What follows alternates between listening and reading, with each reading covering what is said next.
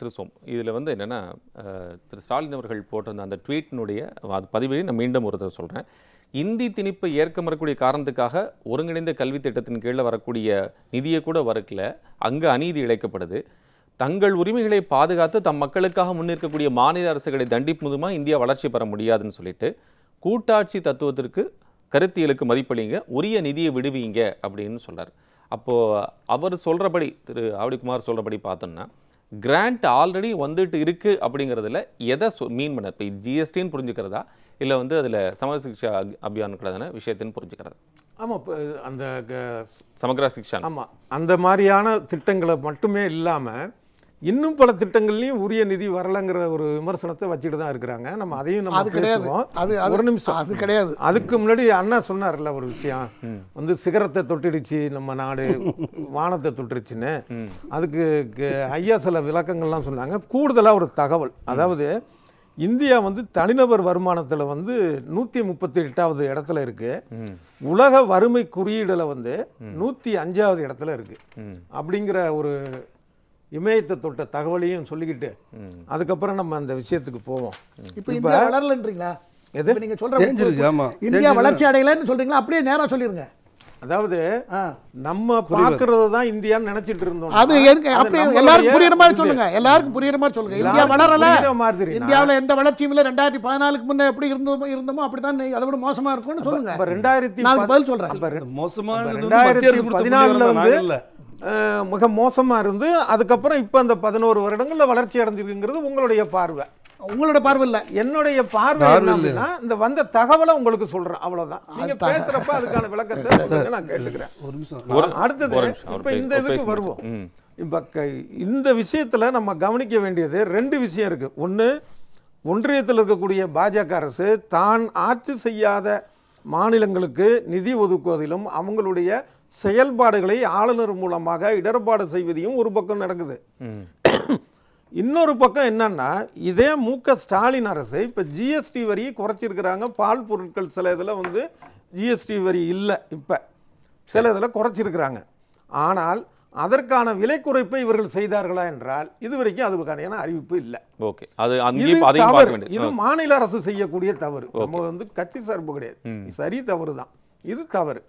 அப்ப என்ன ஆகுது அப்படின்னா, இப்ப என்ன சொல்றாங்க, இல்ல நாங்க ஏற்கனவே மற்ற மாநிலத்தை விட ஒப்பிட்டு பார்க்கும்போது குறைவு. திரு அன்புமணி கூட அதை குறிப்பிட்டு சொல்லியிருந்தார். அடிப்படை பால் பொருட்கள், அடிப்படை பொருள் விலை இந்த பேஸ் பிரைஸை நீங்க கம்மி பண்ணவே இல்லை. அது மட்டும் இல்ல, தனியார் குறைச்சிருக்காங்க, தனியார் பால் உற்பத்தி நிறுவனங்கள். அப்ப அதை செய்ய வேண்டிய ஒரு கட்டாயம் இருக்கு. அதாவது இவங்க ஒன்றிய அரசு மேல வைக்கிற புகார்கள் சரியானவை, அதுல மாற்று கருத்து இல்லை. ஓகே, அதே நேரத்தில் தான் என்ன செய்யணும் அப்படிங்கிற ஒரு விஷயம் இருக்குல்ல, அது அதே போல ஒன்றிய அரசு மாநில அரசுக்கான உரிமைகளை பறிக்குதுன்னா, இந்த மாநில அரசு உள்ளாட்சி அமைப்புகளுக்கான உரிமைகளை என்னென்னலாம் பறிச்சிருக்கு கடந்த இந்த 4.25 ஆண்டு. இது ஒவ்வொரு அரசு, அதிமுக ஆட்சியிலையும் நடந்தது. ஓகே, இது திமுக தான் பண்ணதுன்னு இல்லை, யாராக இருந்தாலும் செய்யாம அந்த மக்களாட்சி தத்துவங்கிறது ஒரு பரவலா போக வேண்டிய ஒரு விஷயமே தவிர இது கிடையாது. திருக்காசு என்ன சுருக்கமாக சொல்லுங்க. நம்ம குமார் சார் அவர் சொன்னார், தனியார் பாலை பற்றி சொன்னார். தனியார் பால் அதிமுக ஆட்சி காலத்திலேருந்து ஆவின் பால் கொஞ்சம் ரேட் கூட தான் இருக்கும். ஏன்னா தனியார் பாலுடைய தரத்தை விட ஆவினுடைய பால் தாய்ப்பாலுக்கு அடுத்தபடி ஆவின் பாலுங்கிற அளவுக்கு தரமாக இருக்கிறதுனால சற்று காசு கொடுக்குமே தவிர இல்லை இல்லை, பொதுமக்கள் அதிகமாக வாங்கக்கூடிய பொருட்கள் பால் அதிகமாக இந்த திரு அன்புமணி அவர்கள் கூட சொல்றது உண்மை. அதாவது ஆவின் தரமான பால், அதில் அதிமுக ஆட்சி காலத்தில் முடிச்சிருங்க, அதுல எனக்கு மாற்று கருத்தே இல்லை. ஆனால் இந்த ஜிஎஸ்டி வரி குறைப்பை ஆவின் மக்களுக்கு தரல, அதுதான் தனியார் நிறுவனங்கள் தந்திருக்கு. ஜிஎஸ்டி இதுல கச்சா சந்தையில பெட்ரோலோ டீசலோ விலை குறைஞ்சா அதை நம்ம அனுபவிக்க முடியல. ஒன்றிய அரசு அதுக்கு ஒத்துழைப்பு கொடுக்கல. அதே மாதிரி நிர்வாக திறமை இல்லைன்னு சொல்லி எடப்பாடி சொன்னான்னு சொல்றீங்கல்ல, 4800 கோடி ரூபாய் நகைக்கடனை தள்ளுபடி பண்ணிருக்கோம். அதிமுக ஆட்சியில் அது நிர்வாக திறமை தான். நீங்க பட்ட கடனுக்கு நாங்க கொடுத்துருக்கோம். அதே மாதிரி அதிமுக ஆட்சியில கொடுத்த மகளிர் கடன் 3200 கோடி ரூபாய் தள்ளுபடி நாங்க பண்ணிருக்கோம். அதிமுக ஆட்சியில கொடுத்த விவசாய கடன் 2800 கோடி ரூபாய் நாங்க தள்ளுபடி பண்ணிருக்கோம். இது நிர்வாக திறமை இல்லையா? இன்னொன்னு சொல்லிடுறேன் இருங்க. இவர் அண்ணன் சொல்லும் போது சொன்னாரு, படித்த இளைஞருக்கு இருக்குல்ல, அதை நான் சொல்லலை.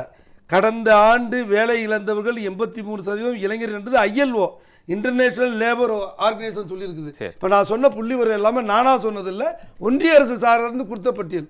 சார் குமார் சார் நீங்கள் ஒரே நிமிஷம் சார், ஒரு நிமிஷம் அவர் நீங்கள் ஜெயராம் நாங்கள் வந்து தலைவர் என்ன சொல்லியிருக்கிறாருன்னா, காங்கிரஸ் கட்சி பொதுச்செயலாளர் ஜெயராம் ரமேஷ் இருக்காருலாம் கொடுத்துருக்க என்ன சொல்லியிருக்காருன்னா, நாங்கள் 2% குறையும்னு எதிர்பார்த்தோம், இது 1.5% குறைஞ்சிருக்குன்னு அவர் சொன்னதான் நான் வழிமொழிகிறேன், இன்னும் ஒதுக்கி இன்னும் கொஞ்சம் குறைச்சிருக்கலாம் தான் தலைவர் சொல்லியிருக்காரு ஒழிய இது குறைச்சதே தப்புன்னு சொல்லலை. அவருடைய அறிக்கையில் அவருடைய பேரை மென்ஷன் பண்ணியிருக்காரு. 2014-15 ஆண்டில் மொத்த வருவாய் கிராஸ் டாக்ஸ் ரெவென்யூ 13,64,524 crores. சரி, அதே நீங்கள் அப்படியே கம்பேர் பண்ணிங்கன்னா 10 ஆண்டுக்கு அப்புறம் இப்போ 2024-25 சென்ட்ரல் கவர்மெண்ட்டோட கிராஸ் டாக்ஸ் ரெவென்யூ 38,40,170 வருவாய். இதுக்கு நூதனமான பழைய அந்த திட்டங்களை அதை டேக்ஸை எப்படி வேட்லேருந்து அதுக்கு மாற்றி ஜிஎஸ்டின்னு கொண்டு வந்து ஒரே டேக்ஸுகளை கொண்டு வந்து கன்சியூமருக்கும் சகாயமாக கிடைக்கிற மாதிரி பல டேக்ஸ் இருந்தது இல்லையா, அப்படி கொண்டு வந்து அதை வந்து மத்திய அரசுக்கு கொண்டு வந்து அதோட ஆதாயத்தை மாநிலங்களுக்கு பகிர்ந்தளித்து நாடு முழுக்க டெவலப்மெண்ட் எல்லா விஷயத்திலையும் உலகத்தில் என்ன கிடைச்சாலும் நம்ம ஊரில் கிடைக்குங்கிற மாதிரி நம்ம ஊரில் மெட்ரோ வந்தே பாரத் ரயிலை வந்து உலகத்தில் பல நாடுகள் ஆர்டர் போட்டிருக்காங்க. வளர்ந்த நாடுகள். அதனால நாம எங்கேயோ இருந்து பள்ளத்தில் 3000 அடி பள்ளத்தில் இருந்து இப்போ மேலே மலைக்கு முகட்டுக்கு வந்திருக்கோம். 10வது இடத்துல இருந்தா 2014க்கு முன்ன நம்முடைய பொருளாதாரம் 10வது இடத்துல இருந்து இந்த 10 ஆண்டுகள்ல 5வது இடத்தை வந்து இப்ப 5வது இடத்துல நோக்கி ஆகையினால பொய் பிரச்சாரத்தின் மூலமாக மத்திய அரசு குறை சொல்லி அரசாங்கத்தை மக்களை கன்வின்ஸ் பண்ணக்கூடாது. சொல்லி பேசணும். நாடு வளர்ந்திருக்கிறது, நாட்டுடைய வளர்ச்சியை நம்ம சொல்லணும். குறைகள் இருக்குன்னு சொல்லுங்க. இன்னும் குறை ஒரு நாட்டுல குறைகள் இருந்து கொண்டே தான் இருக்கும். ஒரு நாட்டுல 500 கோடி எல்லாரையும் திருப்பி கொட்ட முடியாது. நாம எங்கேயோ பாருங்க 500 ஆண்டு காலமாக 500 ஆண்டு காலமாக இஸ்லாமியர் ஆட்சிக்கு அடிமையா இருந்து 200 ஆண்டு காலம் பிரிட்டிஷ் அடிமையா இருந்து நாம விடுதலை அடைந்த 60-70 வருஷம் ஆயிருக்கிறது. இந்த 70 வருஷத்துல நாம குறிப்பிட்ட 10 வருஷம் இந்த ஆட்சியாளர்களுக்கு ஒரு பெரிய மைல்கல் என்று நான் சொல்வேன். அவ்வளவு வளர்ச்சியை இந்த நாடு சந்தித்திருக்கிறது. அதனால வளர்ச்சியை அக்செப்ட் பண்ணுங்க. நீங்க குறை சொல்லுங்க,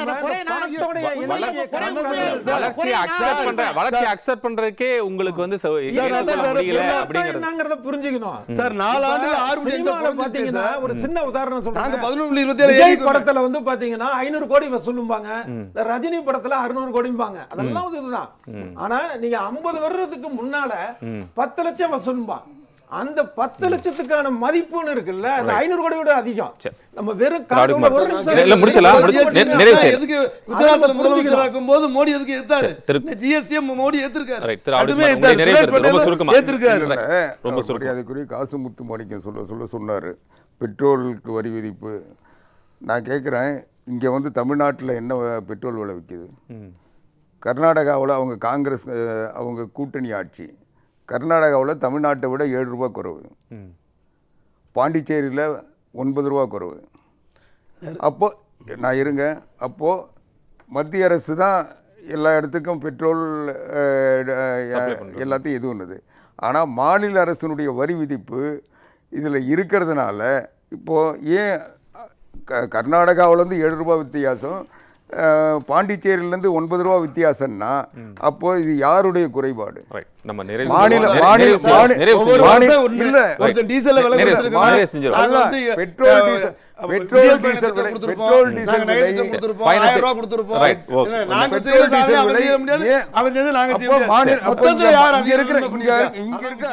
ஒரு லிட்டருக்கு 8 ரூபா 9 ரூபா கூடுதலா வைக்கிறாங்க. இது வந்து மக்களுக்கு விஷயங்கள் போய் சென்றடையும் அப்படிங்கிற அந்த நம்பிக்கையோட நிகழ்ச்சியில் பங்கேற்று நேரத்தையும் கருத்து பகிர்ந்து கொண்ட 4 விருந்தினர்களுக்கும் நன்றி கூறி நிகழ்ச்சியை நிறைவு செய்கிறோம். மீண்டும் நாளை சந்திக்கலாம். நன்றி, வணக்கம். அதாவது முதல்ல இந்த வரி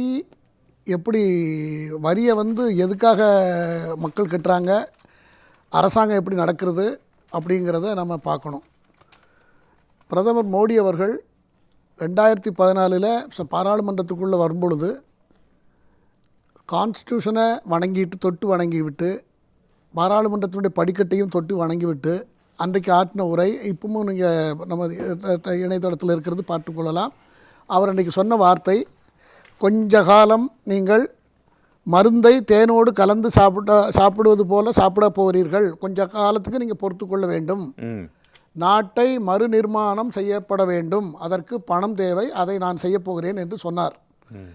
முதல் டேர்ம்லேயே நான் எல்லாரும் எதிர்பார்த்தவங்க பண்ணலை. ரெண்டாவது டேர்ம்லேயும் அதை வந்து அதுக்குரிய திட்டங்கள் இருந்தது. ஆனால் இப்பொழுது அதை செயல்படுத்தியிருக்கிறார். காரணம், ஆரம்பத்தில் 40%, 28%, 12% இப்படியெல்லாம் 5% இப்படியெல்லாம் இருந்ததை இப்போ 2 வரியாக மாற்றிருக்காங்க. இந்த வரியால் வரக்கூடிய வருவாய் என்பது 50 லட்சம் கோடி வருமானம் வந்திருக்கிறது. 20 லட்சம் கோடி, 20 லட்சம் கோடி, 55 லட்சம் கோடி வருவாய் வந்திருக்கிறது. இதில் பாதி அப்படியே 50% மாநிலங்களுக்கு போய்விடுகிறது. பாதியிலையும் பாதி அது சொல்றது அது வந்து எதுக்குன்னா இல்ல அது சும்மா நம்ம ஆளுக்கு அடிச்சு விடுறது. 41% இருக்கிறது. 50% ஸ்ட்ரைட்டா மாநிலத்துக்கு ஸ்ட்ரைட்டா 50%. 41 தான் ஜிஎஸ்டி மொத்த இதே 41 தான். ரெண்டாவது 50 இப்போ 9 வரைக்கும் 42 ஆக்கிட்டீங்க. பேட் இருக்கும்போது 50 ஸ்டேட் வரி சென்ட்ரல் வரி தனியா 9% போட்டுட்டு இருந்தாங்க. முதல் அதாவது இந்த வரியை முதல்ல கொண்டு வந்தது ராஜாஜி. இந்த வரி சேல்ஸ் டாக்ஸ் ஸ்கீமை கொண்டு வந்ததே ராஜாஜி தான் இந்தியாவுக்கு அறிமுகப்படுத்தினது. ஏன்னா சாராய கடையை எடுக்கணும், சாராய கடையை நிறுத்தணும்னு கலைஞர்கிட்ட போய் சொன்னார். சொல்லும் பொழுது கலைஞர் வந்து அதுக்கு சரியான அப்போ வருவாய்க்கு என்ன செய்யறதுன்னு யோசிக்கும் பொழுது அவர் இப்படி ஒரு யோசனையை சொன்னார். இப்போ சாராயமும் அமோகமாக ஓடிக்கொண்டிருக்கிறது, வரியும் ஓடிக்கொண்டிருக்கிறது. அது ஒரு பக்கம் இருக்கட்டும். இப்போ இந்த வரியில் வந்து ஸ்ட்ரைட்டாக வரக்கூடிய வருவாயை நீங்கள் 2014 முன்னே பார்த்தீங்கன்னா ஆண்டுக்கு வருவாயை 65,000 கோடி அப்படி தான் வருமானம் வந்திருக்கிறது வரியில். ஆனால் இன்னைக்கு பார்த்தீங்கன்னா ஒரு மாதத்திற்கு 2,40,000 கோடி எல்லாம் வருமானம் டேக்ஸ் மூலமாக வருது. அது மாநிலங்களுக்கு பிரித்து கொடுக்கப்படுகிறது. இதை தவிர மாநிலங்களுக்கு பாதி இல்லை என்ன பாதி இல்லையா? என்ன எப்படி சொல்றீங்க? டாக்ஸில் 50% நான் சேலஞ்ச் பண்ணுறேன் சார். யாராவது இல்லைன்னு ப்ரூவ் பண்ணுங்க. இல்லைன்னு எப்படி சொல்றீங்க? நீங்க ஒரு நெறியாளர் வந்துட்டு கூட எப்படி சொல்றீங்க? இல்ல சார், 41% போகிறது, 41% தான் இருக்கு. அது அடுத்த 50ல நாங்க 9 கூட கேட்டோம், மறுபடியும் 9 குறைச்சிட்டீங்க. நேரடியாக டாக்ஸ்ல 50% நான் இப்ப எடுத்து காமிக்கிறேன் உங்களுக்கு. அதனால அது இருக்கு. இப்ப நம்ம என்ன சொல்றோம்னா, நாடு இப்போ எப்படி நடந்து கொண்டிருக்கிறது? சென்னை எடுத்துக்கங்க, இந்தியாவில் இருக்கிற எல்லா நகரத்துக்கும் நீங்கள் போயிட்டு வாருங்க. எல்லா இடத்துலையும் சென்னையில் என்ன மாதிரி வேலை நடக்குதோ அத்தனை பணிகளும் இந்தியாவில் இருக்கிற அத்தனை நகரங்களிலும் என்ன வேலை நடந்து கொண்டிருக்கிறது. மறுநிர்மாண பணி சொன்னது போல நடந்து கொண்டிருக்கிறது. இதற்கெல்லாம் பணம் தேவை. அந்த பணத்துக்கு தான் இந்த வரியை பயன்படுத்தினாங்க. ஆனால் இப்பொழுது மக்களுடைய சூழலும் மற்ற உலக நெருக்கடி மற்ற எல்லா காரணங்களையும் நீங்கள் பார்க்கும் பொழுது மக்களின் தலை மீது ஏகப்பட்ட சுமைகளை சுமத்தக்கூடாது, அவங்க வாழ்வதற்கு கஷ்டப்பட்டு விடக்கூடாது என்பதற்காக சாமானிய கோதுமை மாவுலேருந்து மைதா மாவுலேருந்து ஏன்னா உணவு பண்டங்கள்லேருந்து மோட்டார் சைக்கிள்லேருந்து காரு எல்லா பொருட்களுக்கும் கிட்டத்தட்ட 375 பொருட்களுக்கு வரியை குறைத்ததன் மூலம் சிமெண்ட் எல்லாம் 30 ரூபாய்க்கு மேல கம்மி சார். அது கூட சார் என்ன சொல்றாருன்னா, தமிழகத்தின் போட்ட தென் மாநிலங்களுக்கு கொடுக்கப்படக்கூடிய பொருட்கள்ல வந்து வரி குறைவாகவும் இல்லைங்க, அதே போல வடக்கில் இருக்கக்கூடியவர்கள் சாப்பிடக்கூடிய பொருட்களுக்கு கம்மியாகும் அப்படிங்கிற மாதிரி அப்படிங்கிற ஒரு குற்றச்சாட்டை அவர் வைக்கிறார். உண்மை கிடையாது, இது கட்டுக்கதை. இது கட்டுக்கதை கட்டமைக்க. இப்போ இந்த தென் மாவட்டங்கள் தென் மாநிலங்கள்ல அரிசி அதிகம் உற்பத்தி ஆகுதா, கோதுமை உற்பத்தி ஆகுதா? அரிசி அதிகம் உற்பத்தி ஆகுனா அதனால வர வரி இந்த மாநிலங்களுக்கு அதிகம் வருமா, மத்திய அரசு இது கோதுமை உற்பத்தி குறைக்க சொல்றோம். நீங்க வந்து யாருக்கு வருமானம் பிரச்சனை இல்ல. இங்க நான் சொல்றது நீங்க அரிசிக்கு வரி விதிப்பு குறைஞ்சா நம்ம மாநிலத்தினுடைய வருமானம் இன்னும் குறையும். மக்கள் கோதுமைக்கு வரி விதிக்கிறதுனால மேல இருந்தா அவனுக்கு வரி கிடையாது. ஆனா 5 கிலோ 10 கிலோ வேணா வரி உண்டு. அவர் முடிச்சிட்டோம். அதனால இதை எப்படி புரிந்து கொள்ள வேண்டும், எப்படி புரிந்து கொள்ள வேண்டும் என்று சொன்னால், ஒரு நாட்டினுடைய வளர்ச்சிக்காக வரி வாங்கப்படுகிறது, வரி விதிக்கப்படுகிறது. சூழ்நிலைக்கு தகுந்தாற்ப நாடு உயர்ந்திருக்கிறது, இமயத்திற்கு உயர்ந்திருக்கிறது. உலகத்தில் உள்ள தலைவர்களே கடந்த 6-7 வருஷமாக பிரதமர் மோடி தான் நம்பர் 1 தலைவராக உலக ப்ரொஜெக்ட் பண்ணி கொண்டு இருக்கிறது. அதனால் நாம் ஏதோ வருவாயெல்லாம் எடுத்துகிட்டு போய் பிரதமரோ அல்லது மாநில அரசுகளோ தூக்கி அவங்க பாக்கெட்டில் போட்டு எடுத்துகிட்டு போயிட்டாங்கன்னு நான் யாரும் சொன்னாங்கன்னு அப்படின்னா அந்த கோணத்தில் சொல்லுவாங்க. அதாவது வரியெல்லாம் அவங்க என்ன உப்பு புளி மிளகா வாங்க எடுத்துகிட்டு போயிட்டது போலையும் வரிக்கும் நாட்டுக்கும் சம்மந்தம் இல்லாத மாதிரியும் இப்போ இப்படி குறைச்சிட்டாங்க, ஏன் 20 லட்சம் கோடி இதெல்லாம் ஒரு விவாதத்தில் ஒரு டிவியில் பேசணுன்னாக்கா பொதுமக்கள் பார்க்குறார்களே, அவர்கள் இதை எப்படி உள்வாங்குவார்கள்? வரி போட்டு யாரும் வரியை எடுத்து எந்த அரசாங்கமும் வரி எடுத்து அவங்க வீட்டுக்கு நேரம் எடுத்துகிட்டு போக முடியுமா? நாட்டுக்காக போடுகிறார்கள், நாட்டுக்காக செலவு பண்ணுகிறார்கள், நாட்டை உயர்த்துவதற்காக செய்கிறார்கள். இதுதான் அதில் இருக்கிற அடிப்படை. இப்போ தமிழ்நாட்டை பொறுத்தவரையில் தமிழ்நாடு முதலமைச்சர் அதில் குறை சொல்கிறது தான் எனக்கு. ஏன்னா வருவாயில் பாதி எல்லா மாநிலங்களுக்கும் பிரித்து கொடுத்து விடுகிறார்கள். டெவல்யூஷன் கிராண்ட்னு கொஞ்சம் இருந்தது சார், ரொம்ப நாள். அது எப்போ 90லேருந்து மத்திய அரசில் கிட்டத்தட்ட 10-11 லட்சம் ரூபா கிளைம் பண்ணாமல் இருந்தது, யாரும் கேட்கவும் செய்யலை. ஆனால் பிரதமர் மோடி அதை கண்டுபிடித்து நிதியமைச்சரிடம் சொல்லி அவர்களுக்கு சேர வேண்டிய தொகையை கொடுங்கள் என்று பிரித்து கொடுத்தார்கள். 2-3 ஆண்டு 2022 எல்லா மாநிலத்துக்கும் பட்டுவாடா செய்யப்பட்டது. ஆகையினால அரசாங்கத்தை குறை சொல்றதுக்கு நியாயமாக ஒரு அரசியல் தலைவர்கள்லாம் அந்த பழக்கத்தை தான் ஃபாலோ பண்ணணும். நல்லதை நல்லதுன்னு சொல்லணும். அது அந்த கட்சி இந்த கட்சியெலாம் கிடையாது, நாட்டுக்காக செய்யப்படுது. நல்லதை வரவேறுங்க, நல்லதை ஆதரிங்கள், தவறாக இருந்தால் எதிர்த்து பேசுங்க, தப்பு இல்லை, நம்ம நாட்டுக்கு தான் நல்லது. ஆனால் அதை விட்டுட்டு இப்படித்தான் நான் இருப்பேன், அப்படித்தான் பேசுவேன், இப்படித்தான் பேசுவேங்கிறது தேவையற்றது. மாநில முதல்வர் இப்படியெல்லாம் அதற்கு குதர்க்கம் விளைவிப்பது, அதை ஆதரித்து பேசுவது என்பதை நான் வன்மையாக கண்டிக்கிறேன்.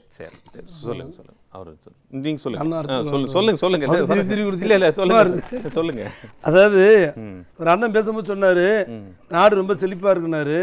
பொதுமக்கள்கிட்ட வந்து இந்திய அளவில் பொருளாதாரத்தில் வளர்ச்சி விகிதம் 4 ஆண்டுகளில் 8% அந்த இந்தியா 6.5% குறைஞ்சிருக்கிறதா மோடியுடைய சாதனை.